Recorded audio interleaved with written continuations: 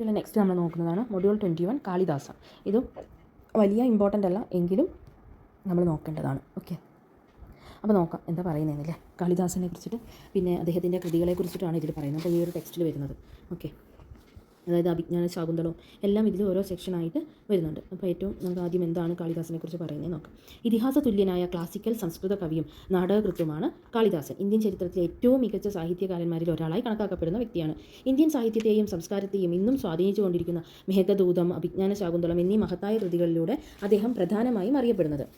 ഹിമാലയത്തിലേക്ക് നാടുകടത്തപ്പെട്ട യക്ഷൻ അതുവഴി കടന്നു പോകുന്ന ഒരു മേഘത്തിലൂടെ അകലെയുള്ള തൻ്റെ ഭാര്യയ്ക്ക് സന്ദേശം അയക്കുന്നതിനെക്കുറിച്ചുള്ള ഒരു ഭാവഗീതമാണ് മേഘദൂതം അല്ലെങ്കിൽ ദ ക്ലൗഡ് മെസ്സഞ്ചർ എന്ന കവിതയിൽ പറയുന്നത്. ഭൂപ്രകൃതിയെയും ഋതുക്കളുടെയും വൈകാരികമായ ആഴവും ഉജ്ജ്വലമായ വിവരണവും പ്രണയം, വിരഹം കാവ്യാത്മകമായ സൗന്ദര്യത്തോടെ അവതരിപ്പിക്കുന്നതിലും ഈ കവിത പ്രശംസിക്കപ്പെടുന്നുണ്ട്.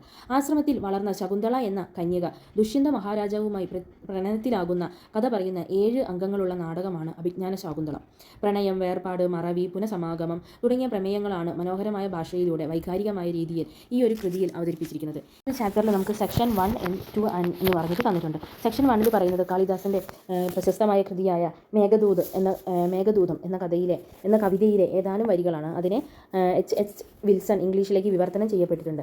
അതിൻ്റെ തിരഞ്ഞെടുത്ത ചെറിയ ഭാഗങ്ങളാണ് സെക്ഷൻ 1 വരുന്നത്. സെക്ഷൻ 2 വരുന്നത് അഭിജ്ഞാന ശാകുന്തളത്തിലെ ഏതാനും ചില ഭാഗങ്ങളാണ് ഇതിൽ പറയുന്നത്. ഓക്കെ, അപ്പോൾ നമുക്ക് 2 സെക്ഷനും കൂടി നോക്കാം. ആദ്യം സെക്ഷൻ 1 മേഘദൂതത്തിൽ ഏതൊക്കെ വരികളാണ് നോക്കുന്നത് എന്നൊക്കെ നോക്കാം. നമുക്ക് ഫസ്റ്റ് വരുന്ന ഒരു 6 വരികളോട് കൂടിയിട്ടുള്ള ഒരു സ്റ്റാൻസിയാണ് ഏറ്റവും ആദ്യം വരുന്നത്. Hail friend of Indra, counsellor divine, illustrious offspring of a glorious line, weaver of shades at will. Thy എന്ന് പറഞ്ഞാൽ ദി എന്നാണ് അർത്ഥം കേട്ടോ. Worth I know and bold and trust the with the എന്ന് പറയുന്നത് THW ദി എന്ന് വരുന്നത് you എന്നാണ് കേട്ടോ.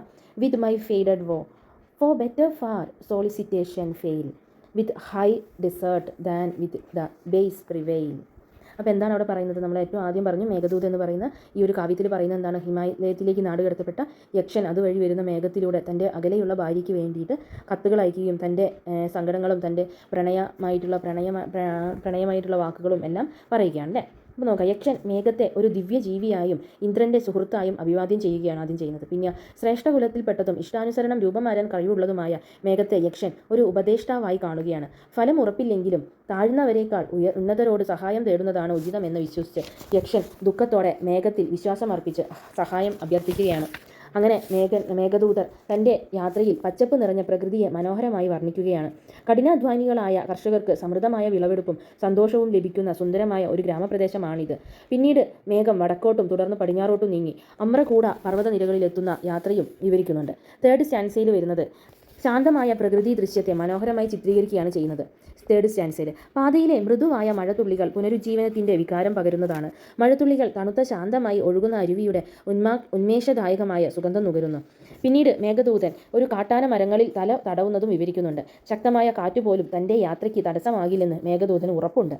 അങ്ങനെ ഇത്രയും കാര്യങ്ങൾ പറഞ്ഞ് 4th സ്റ്റാൻസയിലേക്ക് വരുമ്പോഴേക്കും പ്രഭാത കിരണങ്ങളാൽ, അതായത് സൂര്യൻ്റെ കിരണങ്ങളാൽ പ്രകാശിതമായ പ്രകൃതി സ്നേഹം, ഗ്രഹാതുരത്വം എന്നിവയുടെ വികാരങ്ങളെയും അനുഭവങ്ങളെയും പ്രതിഫലിപ്പിക്കുന്നുവെന്ന് മേഘദൂതർ ഈ കവിതയിലൂടെ വിവരിക്കുന്നു.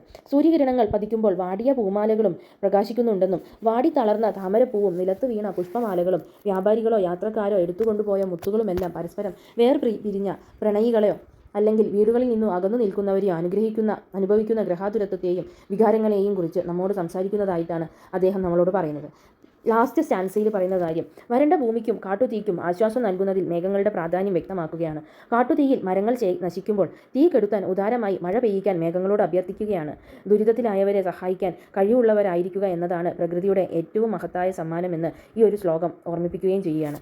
ഇത്രയാണ് യക്ഷൻ്റെ മേഘദൂതം എന്ന കാളിദാസൻ്റെ പ്രധാന കൃതിയായ മേഘദൂതം എന്ന ഈ ഒരു കവിതയിൽ പറയുന്നത്. 5 സ്റ്റാൻസയായിട്ടാണ് പറയുന്നത്. അതിൽ ഇമ്പോർട്ടൻ്റ് ആയിട്ടുള്ള ക്വസ്റ്റ്യൻ ആൻസേഴ്സും ഉണ്ട് കേട്ടോ. Describe how the Yaksha praises the cloud of the first verse. First സ്റ്റാൻസയിൽ എന്താ പറയുന്നത് എന്നാണ് ചോദിച്ചിരിക്കുന്നത്. അങ്ങനെ ഓരോ സ്റ്റാൻസയും 5 സ്റ്റാൻസയും ഇമ്പോർട്ടൻ്റ് ആണ്. അതിൽ ഇമ്പോർട്ടൻ്റ് ആയിട്ടുള്ള കാര്യങ്ങൾ മാത്രം നോക്കി വെക്കുക. The moral message does the Yaksha share in the poem. എന്ത് മോറൽ മെസ്സേജസ് ആണ് യക്ഷ ഈ ഒരു സ്റ്റോറിയിലൂടെ നമുക്ക് പറഞ്ഞു തരുന്നത്. അടുത്ത 5th ക്വസ്റ്റ്യൻ ആണ്, how does Kalidasa use imagery to portray നേച്ചറിനെ ഏതെല്ലാം രീതിയിലാണ് കാളിദാസ തൻ്റെ മേഘദൂതത്തിൽ പറയുന്നത് എന്ന്.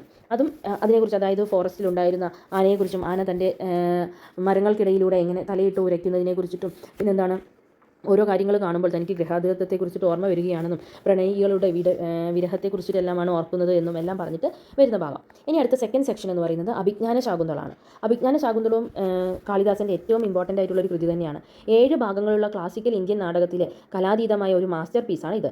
ദുഷ്യന്ത രാജാവുമായി പ്രണയത്തിലാകുന്ന ഒരു ആശ്രമത്തിൽ വളർന്ന സുന്ദരിയായ ശകുന്തള എന്ന കന്യകയുടെ കഥയെ അടിസ്ഥാനമാക്കിയിട്ടുള്ളതാണ് ഇത്. പ്രണയം, വേർപിരിയൽ, മറവിയുടെ അനന്തരഫലങ്ങൾ എന്നിവയുടെ പ്രമേയങ്ങൾ ഈ നാടകം പര്യവേഷണം ചെയ്യുന്നുണ്ട്.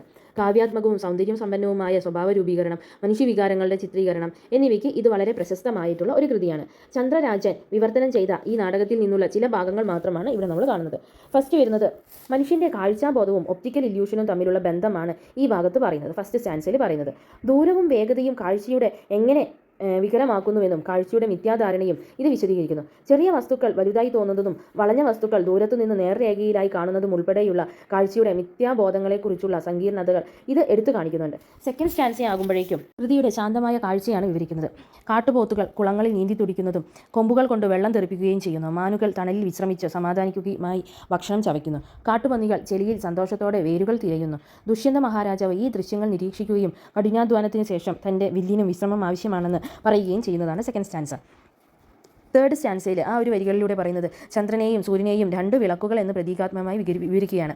ചന്ദ്രൻ പടിഞ്ഞാറൻ പർവ്വതത്തിൽ പിന്നിൽ അസ്തമിക്കുന്നത് രാത്രിയുടെ അവസാനത്തെയും സൂര്യൻ കിഴക്കൻ ചക്രവാളത്തിൽ ഉദിക്കുന്നത് പ്രഭാതത്തെയും സൂചിപ്പിക്കുന്നു എന്നും ഈ 2 ഗോളങ്ങളുടെ ചലനങ്ങൾ ഒരുമിച്ച് ഭൂമിയിലെ ജീവിതത്തിൻ്റെ ഏറ്റക്കുറിച്ചിലുകളെയും മാറ്റങ്ങളെയും നിയന്ത്രിക്കുന്നതാണ് എന്നും, അതായത് രാവും പകലും നിയന്ത്രിക്കുന്ന സൂര്യചന്ദ്ര ചക്രങ്ങൾ ലോകത്തിലെ സ്വാഭാവിക താളങ്ങളെയും സംഭവങ്ങളെയും ആഴത്തിൽ സ്വാധീനിക്കുന്നു എന്ന് പറയുന്നത്. അപ്പോൾ നമ്മളോട് ചിലപ്പം ക്വസ്റ്റ്യൻ വരാം, എന്താണ് അഭിജ്ഞാന ശാകുന്തളത്തിലെ തേർഡ് സ്റ്റാൻസയിൽ പറയുന്നതെന്ന്. ഇനി അടുത്തത് ഫോർത്ത് സ്റ്റാൻസയിൽ പറയുന്നത് എന്താ നോക്കാം. പർവ്വതങ്ങളുടെ മാതാവ് എന്ന സുമേരു കൊടുമുടിയിലൂടെ ചന്ദ്രൻ കയറുന്നതിനെ വിവരിക്കുകയാണ് ചെയ്യുന്നത്. ഇത് ചന്ദ്രൻ്റെ ശക്തിയും തേജസ്സും സൂചിപ്പിക്കുന്നു. തുടർന്ന് വിഷ്ണുവിൻ്റെ വാസസ്ഥലത്തിലൂടെയുള്ള ചന്ദ്രൻ്റെ സഞ്ചാരത്തെക്കുറിച്ച് പറയുകയാണ്.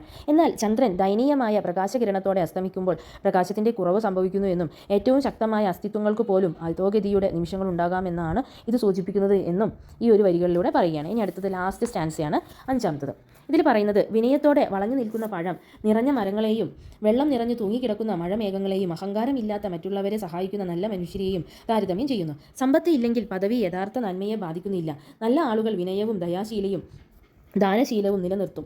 ഭൗതിക സമ്പന്നതയല്ല വിനയവും നിസ്വാർത്ഥവുമാണ് യഥാർത്ഥ ഐശ്വര്യം എന്നും ഇത് ഈ കവിതയിലെ ലാസ്റ്റ് വരികളിലൂടെ സൂചിപ്പിക്കുകയാണ്. ഇനി ഇതിൽ വരുന്ന ഇമ്പോർട്ടൻ്റ് ആയിട്ടുള്ള ക്വസ്റ്റ്യൻസ് തോന്നിട്ടുണ്ടെങ്കിൽ ഫസ്റ്റ് വരുന്നതാണ് what is the significance of the ചാരിയോട്ട് imagery. ഈ ചാരിയോട്ട് ഇമേജറിനെ കുറിച്ചിട്ട് എന്താണ് ഇതിൽ പറയുന്നതെന്ന്. പിന്നെ വരുന്നതാണ് സൂര്യനെയും ചന്ദ്രനെയും കുറിച്ചിട്ടുള്ള ഒരു സിംബോളിസം പറയുന്നില്ലേ, അതായത് നമ്മൾ ഫോർത്ത്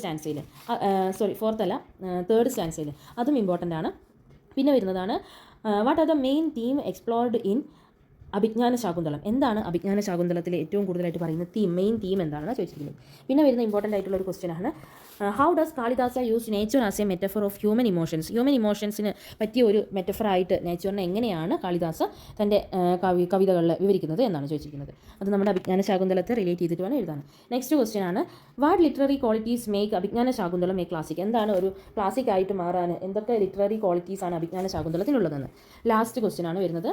അതായത് ഇനി വരുന്നത് ടെർമിനൽ ക്വസ്റ്റ്യൻസ് അല്ലെങ്കിൽ പാരഗ്രാഫ് ക്വസ്റ്റ്യൻസ് ആണ്. പാരഗ്രാഫ് ക്വസ്റ്റ്യൻ ആകെ ഒന്നേ ഇതിൽ പറയുന്നുള്ളൂ, അതെന്തായാലും നമ്മൾ നോക്കണം. ഓക്കെ, അത് how does the poet emphasise the transient nature of human interactions and time's passages.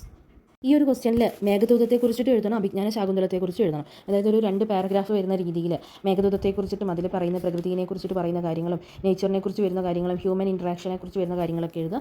അതേപോലെ തന്നെ അഭിജ്ഞാന ശാകുന്തളത്തിലും എന്താണ് പറയുന്നത് എന്ന് എഴുതുക. അതിലും പ്രകൃതിയെക്കുറിച്ചിട്ടും പറയുന്നുണ്ട്. അതേപോലെ തന്നെ നമ്മുടെ മനുഷ്യൻ്റെ ഇൻട്രാക്ഷനെക്കുറിച്ചിട്ട് മനുഷ്യനെ എത്രത്തോളമാണ് പ്രകൃതിയുടെ ആ ഒരു മാറ്റങ്ങൾ മനുഷ്യൻ്റെ വികാരങ്ങളെക്കുറിച്ചിട്ട് എങ്ങനെയാണ് തോന്നിപ്പിക്കുന്നത് എന്നൊക്കെ പറയുന്നുണ്ട്. അപ്പോൾ അതും നമ്മൾ വായിച്ച് നോക്കിയിട്ട് സ്വന്തം വാക്യത്തിൽ എഴുതാൻ പറ്റിയിട്ടുണ്ടെങ്കിൽ ഏറ്റവും നല്ലത്. ഓക്കെ, ഇനി നെക്സ്റ്റ് ചാപ്റ്റർ നോക്കാം.